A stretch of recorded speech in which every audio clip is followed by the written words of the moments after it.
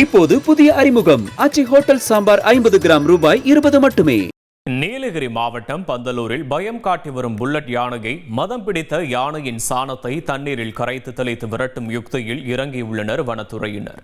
கடந்த 4 நாட்களுக்கு முன்பு தொடர்ச்சியாக 28 வீடுகள் வரை உடைத்து துவம்சம் செய்த புல்லட் யானையை விரட்ட கோரி பொதுமக்கள் தொடர் போராட்டத்தில் குதித்த நிலையில் 80க்கும் மேற்பட்ட வன ஊழியர்கள் 2 கும்கி யானைகளுடன் களம் இறங்கினர். ஆனால் நேற்று வனத்துறையின் கண்காணிப்பை மீறி எலியாஸ் கடை பகுதிக்குள் புகுந்த அந்த புல்லட் யானை அரசு தேயிலை தோட்ட குடியிருப்புக்குள் நுழைந்து 5 வீடுகளை உடைத்து வீட்டிலிருந்த டிவி மற்றும் பொருட்களை சேதப்படுத்தியது. நல்வாய்ப்பாக தேயிலை தோட்ட தொழிலாளர்கள் உயிர் பிழைத்தனர்.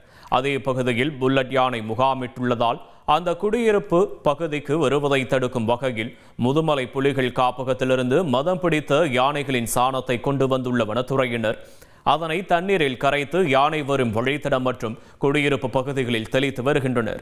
அத்துடன் அந்த சாணத்தை வைத்து ஆங்காங்கே தீமூட்டியும் யானை வருவதை தடுக்கும் பணியில் ஈடுபட்டுள்ளனர். குறிப்பாக மதம் பிடித்த யானைகளின் சாணத்தின் நாற்றம் இருக்கும் பட்சத்தில் புல்லட் யானை அந்த பகுதிக்கு வராது என்பதால் இந்த நடவடிக்கையை மேற்கொண்டுள்ளதாக வனத்துறையினர் தெரிவித்துள்ளனர்.